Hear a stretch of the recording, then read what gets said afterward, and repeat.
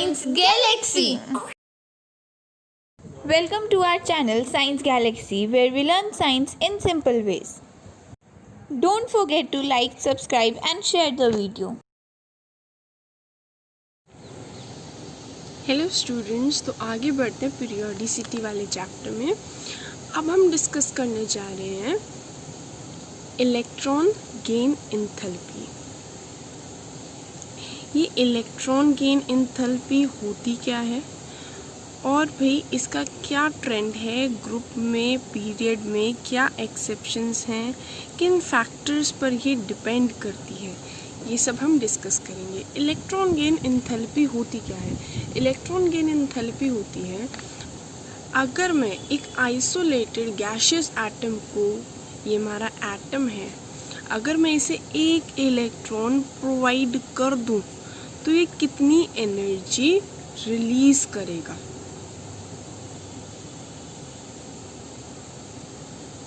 उसे हम कहते हैं इलेक्ट्रॉन गेन एंथैल्पी। हो सकता है एनर्जी रिलीज हो, लेकिन कुछ केस में एनर्जी अब्सॉर्ब भी होती है। जनरली ये प्रोसेस में क्या होता है, हम इलेक्ट्रॉन देते हैं एटम को और उसकी जगह वो एनर्जी दे देता है। तो जनरली तो ये प्रोसेस एक्सोथर्मिक होता है, बट इन सर्टेन केसेस हम एक सब्सटेंस को इलेक्ट्रॉन दे रहे हैं, लेकिन अगर उसकी काफ़ी स्टेबल कॉन्फ़िगरेशन है, अगर उसे इलेक्ट्रॉन चाहिए ही नहीं, तो वो उस इलेक्ट्रॉन को एक्सेप्ट नहीं करेगा। फिर भी अगर हम उसे ज़बरदस्ती इलेक्ट्रॉन दें तो हमें एनर्जी भी देनी पड़ेगी। तो भाई अगर हमारा ये आइसोलेटेड न्यूट्रल गैसियस एटम है, इसे मैंने एक इलेक्ट्रॉन प्रोवाइड कर दिया, तो जो अमाउंट ऑफ एनर्जी चेंज होगा, एनर्जी रिलीज्ड और एनर्जी अब्सॉर्ब्ड, उसे ही हम इलेक्ट्रॉन गेन एंथैल्पी कहेंगे। इलेक्ट्रॉन गेन एंथैल्पी क्या होता है? The amount of energy change. भाई हम इवॉल्व या अब्जॉर्ब नहीं कह रहे, क्योंकि सर्टेन केसेस में रिलीज होती है, सर्टेन केसेस में एनर्जी अब्जॉर्ब भी होती है। तो कुछ प्रोसेस में ये प्रोसेस हमारा एंडो भी हो जाता है। एंडो सिर्फ उसमें होता है जब वो ऑलरेडी स्टेबल कॉन्फ़िगरेशन में है और अब वो फर्दर किसी भी हालत में इलेक्ट्रॉन को निकालना नहीं चाहता। Amount of energy, amount of energy released और अब्सॉर्ब्ड है ना, या हम कह सकते हैं changed. Amount of energy changed when isolated. Isolated मतलब भाई अकेला होना चाहिए, आइसोलेटेड स्टेट में होना चाहिए, है ना, ऐसे नहीं कि कंपाउंड फॉर्म कर रखा हो। आइसोलेटेड गैसियस एटम कौन सी स्टेट में होना चाहिए? गैस की स्टेट में होना चाहिए। इन ग्राउंड स्टेट, अपनी ग्राउंड स्टेट में, एक्साइटेड स्टेट में नहीं होना चाहिए कि इलेक्ट्रॉन इधर उधर जम्प्ड है। इन द ग्राउंड स्टेट, ठीक है। Amount of energy release when isolated gaseous atom in ground state क्या करता है? एक इलेक्ट्रॉन को रख लेता है। Amount of energy release when one electron is absorbed by isolated gaseous atom in the ground state, उसे हम क्या कहते हैं? इलेक्ट्रॉन गेन एंथैल्पी कहते हैं। वो हमारी इलेक्ट्रॉन गेन एंथैल्पी होती है। इलेक्ट्रॉन गेन एंथैल्पी ज़्यादातर इसका डेल्टा एच नेगेटिव होता है, शो करता है एक्सोथर्मिक प्रोसेस है, क्योंकि एनर्जी तो रिलीज हो रही है। लेकिन नोबल गैसेस के केस में, नोबल गैसेस के केस में और हमारे सेकेंड इलेक्ट्रॉन गेन एंथैल्पी, जो हम सक्सेसिव इलेक्ट्रॉन गेन एंथैल्पी कहते हैं ना, वो ज़्यादातरों की पॉजिटिव होती है। भाई हमने उसमें से एक इलेक्ट्रॉन निकाल दिया, सॉरी एक इलेक्ट्रॉन हमने उसे दे दिया, तो एनर्जी चलो निकल गई, लेकिन जब हम उसे दूसरा इलेक्ट्रॉन देंगे ना, तो पहले ही वो नेगेटिव बन चुका है। देखो भाई हमारा ये एटम था, हमने एक इसे इलेक्ट्रॉन प्रोवाइड करा, तो ये क्या हो गया? ये ऑलरेडी हमारा जैसे Cl ही था, इसे हमने इलेक्ट्रॉन प्रोवाइड कर दिया, अब ये Cl माइनस हो गया। अब मैं इसे एक और इलेक्ट्रॉन प्रोवाइड करना चाहूँ तो ये अब दूसरे इलेक्ट्रॉन को नहीं रखेगा अपने पास, उसे ये जो नेगेटिव चार्ज है ना और ये जो नेगेटिव चार्ज है ये एक दूसरे को धक्का देने लगेंगे। ऊपर से जब इसने एक इलेक्ट्रॉन को एक्सेप्ट कर लिया, हमारे क्लोरीन ने एक इलेक्ट्रॉन को एक्सेप्ट कर लिया, तो इसका साइज थोड़ा सा बढ़ चुका है। इलेक्ट्रॉन को एक्सेप्ट करने के बाद इलेक्ट्रॉन्स बढ़ जाते हैं या प्रोटॉन कम हो जाते हैं, बात एक ही है। प्रोटॉन कम होना मतलब कि न्यूक्लियर चार्ज कम होना। हमारा न्यूक्लियर चार्ज क्या हो गया? कम हो गया। न्यूक्लियर चार्ज, न्यूक्लियस की पावर कम हो गई तो अब वो इतना नहीं खींचेगा, न्यूक्लियस बाहर वाले शेल को इतना नहीं खींचेगा और साइज ऑटोमेटिकली बढ़ जाएगा। ठीक है भाई, तो नेगेटिव चार्ज का साइज क्या होता है? नेगेटिव चार्ज का साइज ऑटोमेटिकली क्या हो जाता है? बढ़ जाता है। तो हमारा साइज बढ़ चुका है। अब इसे मैं एक और इलेक्ट्रॉन दूं तो हमें पता है अगर साइज बड़ा हो तो वो कमिंग इलेक्ट्रॉन को ढंग से होल्ड ही नहीं कर पाएगा, और ढंग से होल्ड नहीं कर पाएगा तो इतनी एनर्जी भी नहीं रिलीज करने का। ठीक है भाई, जैसे कि हमें पता है, देखो अगर हमारा जो साइज है वो इंक्रीज करता है तो इलेक्ट्रॉन गेन एंथैल्पी जो होती है ना, इलेक्ट्रॉन गेन एंथैल्पी, भाई अब एक बड़ा सा एटम है तो वो लास्ट वाले इलेक्ट्रॉन को इतनी स्टेबिलिटी के साथ नहीं होल्ड कर सकता, तो इसलिए वो इतनी एनर्जी भी नहीं रिलीज करेगा, तो इलेक्ट्रॉन गेन एंथैल्पी रिड्यूस हो जाती है अगर साइज बढ़ जाता है। तो बड़ा सा एटम है, उसे लास्ट इलेक्ट्रॉन दे रहे हैं हम, लास्ट शेल में जो जाएगा, तो न्यूक्लियस उसे ढंग से होल्ड कर नहीं पाएगा और वो इतनी एनर्जी रिलीज कर नहीं पाएगा, तो उसकी इलेक्ट्रॉन गेन एंथैल्पी डिक्रीज कर जाएगी। अगर साइज इंक्रीज करता है तो इलेक्ट्रॉन गेन एंथैल्पी डिक्रीज कर जाती है। मतलब साइज छोटा होता है, साइज स्मॉल होना एक फेवरेबल प्रॉपर्टी है इलेक्ट्रॉन गेन एंथैल्पी के लिए। अगर साइज छोटा है तो वो बहुत सारी एनर्जी रिलीज कर सकता है एक इलेक्ट्रॉन को एक्सेप्ट करने के बाद। ठीक है भाई, एक इलेक्ट्रॉन को एक्सेप्ट करने के बाद वो काफी सारी एनर्जी को रिलीज कर सकता है ना। तो हमारा जो स्मॉल साइज है वो फेवरेबल आउटकम है ज्यादा इलेक्ट्रॉन गेन एंथैल्पी होने के लिए। तो भाई अगर हमने एक सब्सटेंस से एक इलेक्ट्रॉन ले लिया तो उसका साइज तो बढ़ चुका है, साइज बढ़ गया तो अब उसकी इलेक्ट्रॉन गेन एंथैल्पी क्या है? रिड्यूस कर जाएगी। रिड्यूस करने का मतलब है पॉजिटिव की तरफ जाने लगेगी। ज्यादा होने का मतलब है मोर नेगेटिव होगी, क्योंकि होती ही नेगेटिव है, जनरली एक्सोथर्मिक होती है। और भाई पॉजिटिव होने का मतलब क्या है? रिड्यूस हो रही है। अब वो पॉजिटिव होने का मतलब है लेस नेगेटिव, है ना भाई। होती ही नेगेटिव है, बस नेगेटिव में मैग्नीट्यूड रिड्यूस हो जाएगा। हम ये नहीं कहेंगे -2 और -4 में हमारा जो -2 किलो जूल पर मोल है, एक -4 किलो जूल पर मोल है, तो इसमें हम ये नहीं कहेंगे कि भाई -2 बड़ा है। हम मैग्नीट्यूड देखेंगे, क्योंकि इलेक्ट्रॉन गेन एंथैल्पी तो होती ही नेगेटिव है। नेगेटिव साइन क्या शो कर रहा है? एनर्जी रिलीज हो रही है, बाकी और कुछ नहीं शो कर रहा है ये नेगेटिव साइन। तो बस इसमें ये 2 बड़ा है या 4 बड़ा है? 4 बड़ा है, तो इसमें ज़्यादा, इसमें 4 किलो जूल एनर्जी रिलीज हो रही है, इसमें 2 किलो जूल एनर्जी रिलीज हो रही है पर मोल। ठीक है भाई। अच्छा, अब हमें पता चल गया स्मॉल साइज एक फेवरेबल आउटकम है इलेक्ट्रॉन गेन एंथैल्पी के लिए। हमें पता है यहाँ से यहाँ जाने पर जनरल ट्रेंड है साइज डिक्रीज करता है, क्योंकि न्यूक्लियर चार्ज इंक्रीज करता है। ऐसे शेल्स बढ़ते हैं तो साइज भी बढ़ता है। ये तो हमारा जनरल ट्रेंड है। ऐसे जाते जाते साइज डिक्रीज करेगा, नीचे जाते जाते साइज इंक्रीज करेगा, बिल्कुल जनरल ट्रेंड है। लेकिन हमारा ऐसे जाते जाते लास्ट वाले ग्रुप को तो छोड़ ही दो, वो तो हमारा नोबल गैसेस का है, helium, neon, argon, krypton, xenon, ये सारे तो छोड़ ही दो। इनकी तो इलेक्ट्रॉन गेन एंथैल्पी होती ही पॉजिटिव है, क्योंकि इनकी स्टेबल कॉन्फ़िगरेशन है तो पॉजिटिव होती है इनकी इलेक्ट्रॉन गेन एंथैल्पी। बाकी कौन सा है? यहाँ होता है 17th ग्रुप। ये सबसे ज़्यादा इलेक्ट्रोनेगेटिव ग्रुप माना जाता है। मोस्ट इलेक्ट्रोनेगेटिव ग्रुप या मोस्ट मतलब जिसमें सबसे ज़्यादा इलेक्ट्रॉन गेन एंथैल्पी हो, वो हमारा 17th ग्रुप है। कौन सा? Fluorine, chlorine, bromine, iodine. हमें पता है नीचे जाते जाते क्या होता है, साइज बढ़ता है। साइज बढ़ने की वजह से इलेक्ट्रॉन गेन एंथैल्पी कैसी होनी चाहिए भाई? अगर हमारा साइज बढ़ जाएगा तो इलेक्ट्रॉन गेन एंथैल्पी क्या होगी? अगर हमारा साइज बढ़ जाएगा तो वो लास्ट वाले इलेक्ट्रॉन को ढंग से होल्ड कर नहीं पाएगी, है ना भाई। बहुत बड़ा साइज हो गया, अब वो लास्ट वाले इलेक्ट्रॉन को ढंग से होल्ड ही नहीं कर पा रही, और अगर वो ढंग से होल्ड नहीं कर पा रही तो वो इतनी एनर्जी भी रिलीज नहीं करेगी। बड़ा साइज होना मतलब कम इलेक्ट्रॉन गेन एंथैल्पी होगा। इन सब में हम कह सकते हैं कि फ्लोरीन का साइज सबसे छोटा है, स्मॉलेस्ट साइज, और स्मॉल साइज होना एक फेवरेबल आउटकम है ज़्यादा इलेक्ट्रॉन गेन एंथैल्पी होने के लिए।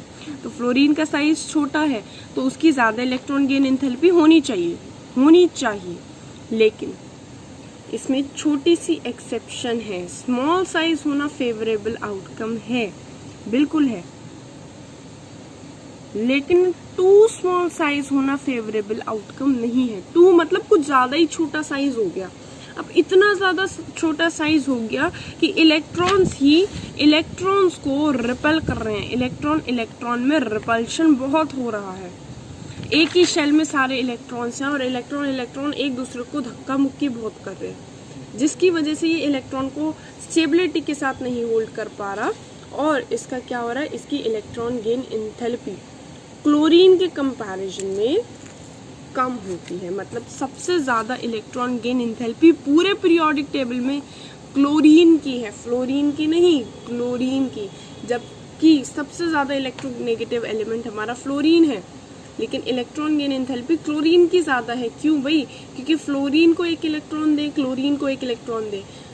फ्लोरीन का साइज कुछ ज़्यादा ही छोटा है। छोटा होना अच्छी बात है, इलेक्ट्रॉन गेन एंथैल्पी ज़्यादा होगी, लेकिन कुछ ज़्यादा छोटा हो गया।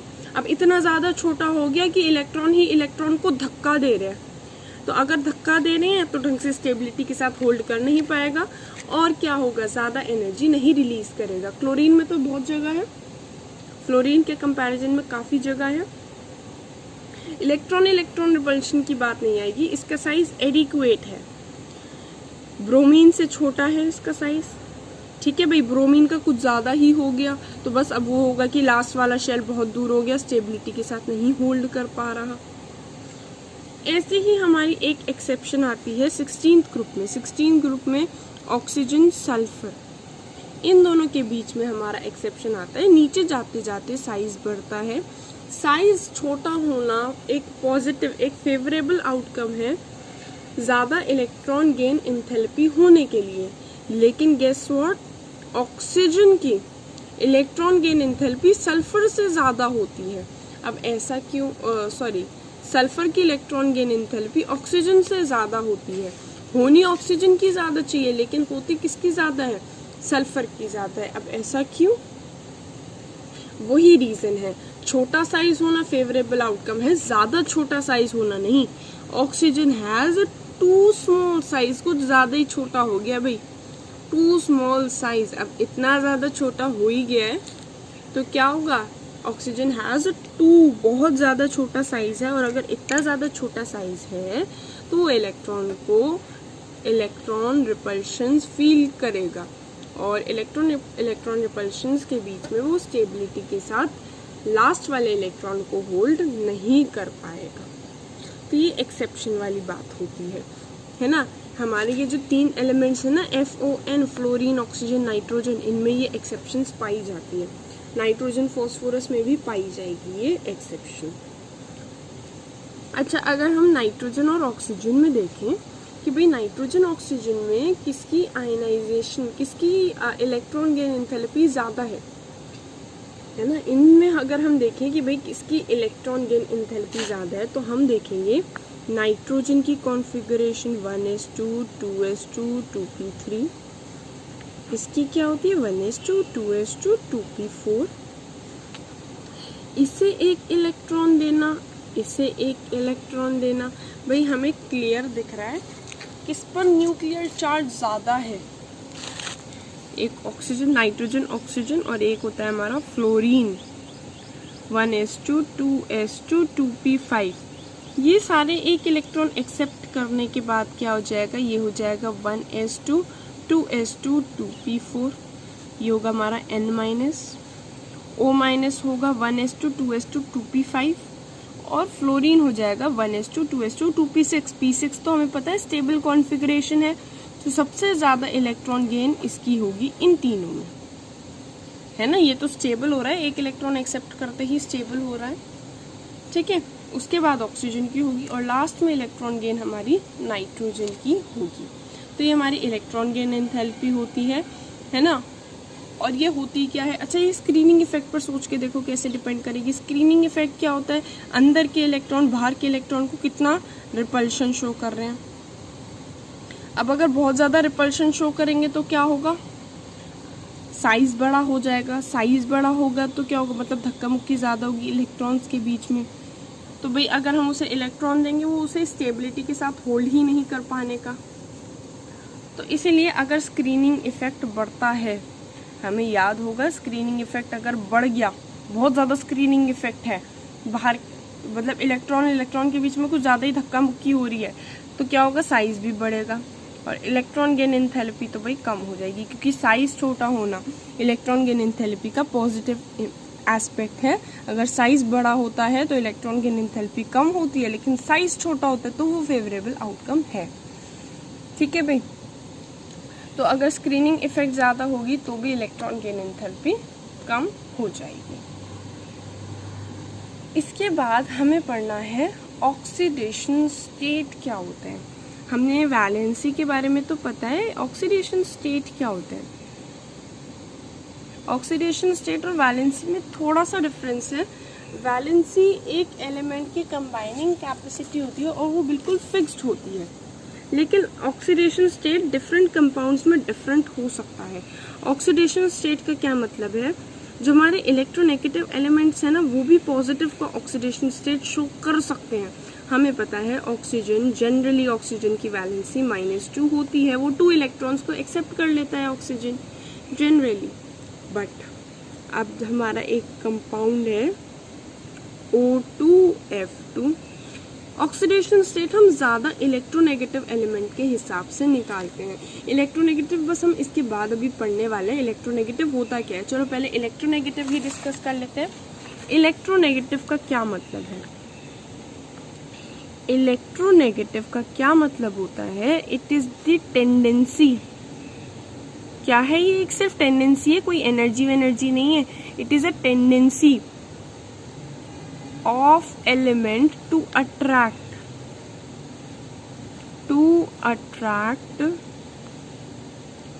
shared pair of electrons को अपनी तरफ अट्रैक्ट करने की tendency of element to attract shared pair of electrons towards itself. भाई एक शेयर्ड पेयर है, ये हमारा HCl है, कोवलेंट कंपाउंड है ना। Attract shared pair of electrons in bonded state में होना चाहिए, अकेला तो बिल्कुल नहीं। अकेले में तो इलेक्ट्रोनेगेटिव का कुछ मतलब नहीं रहता। H और Cl बॉन्डेड थे, ये H था, ये Cl था, इसके पास टोटल 7 इलेक्ट्रॉन्स हैं, इनके बीच में इनने ड्यूप्लेट बनाया, इनने ऑक्टेट बनाया, बिल्कुल ठीक बात है। लेकिन ये जो है ना, ये क्या है, ये क्लोरीन ज़्यादा अपनी तरफ अट्रैक्ट करके रखेगा। क्लोरीन ज़्यादा इलेक्ट्रोनेगेटिव है, तो क्लोरीन की ज़्यादा टेंडेंसी है इस शेयर्ड पेयर ऑफ इलेक्ट्रॉन्स को अपनी तरफ खींचने की। कुछ ऐसा होगा,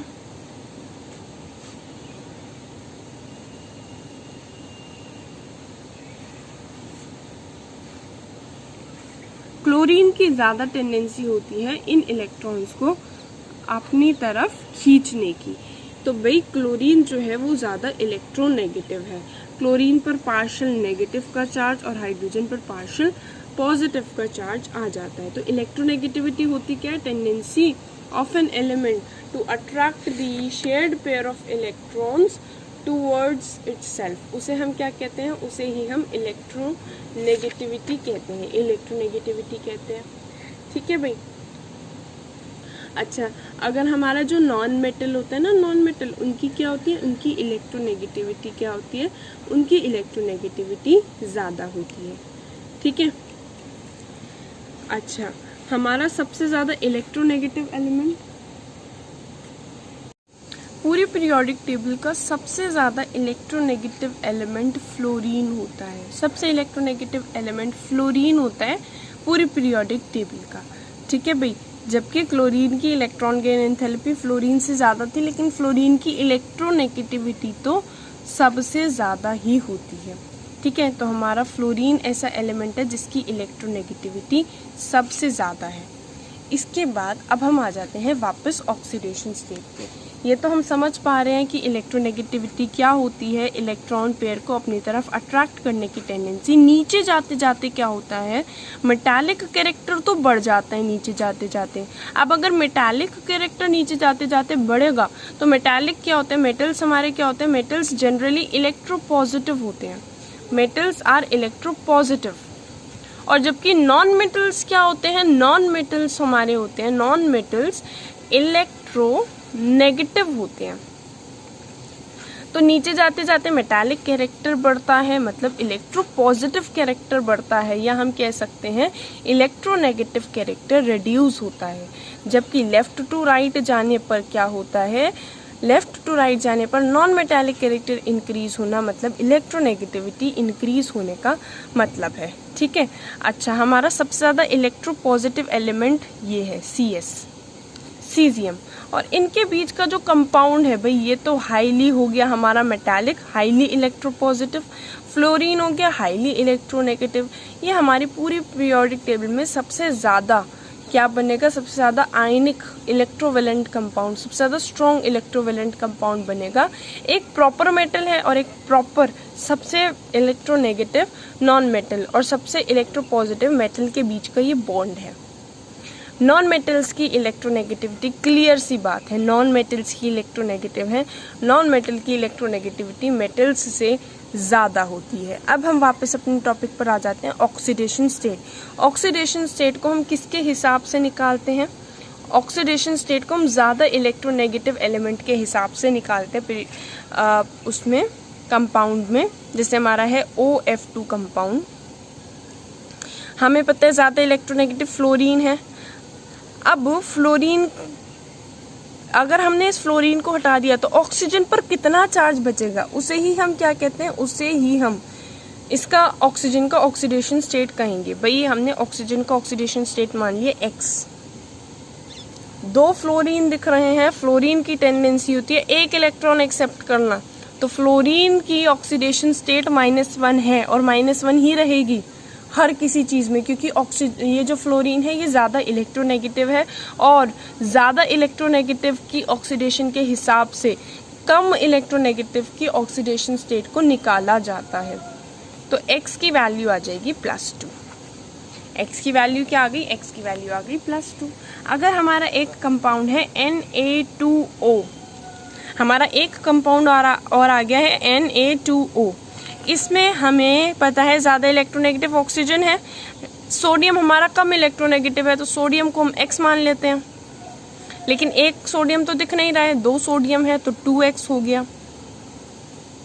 ऑक्सीजन की -2 होती है = 0, X की वैल्यू यहाँ से +1 आ जाएगी। तो सोडियम की ऑक्सीडेशन स्टेट इस केस में कितनी है, +1 है। ठीक है भाई, अगर हम बात करें और कंपाउंड की, एक होता है हमारा कंपाउंड O2F2। ऑक्सीजन की वैसे जनरली -2 होती है, लेकिन अगर वो अपने से ज़्यादा इलेक्ट्रोनेगेटिव एलिमेंट में होगा तो उसकी ऑक्सीडेशन नंबर चेंज हो जाएगा। जैसे अगर हम O2F2 में चेक करें तो O2F2 में ऑक्सीजन का 2X मान लिया, ये +2 × -1 = 0, इसमें X की वैल्यू +1 आ जाएगी।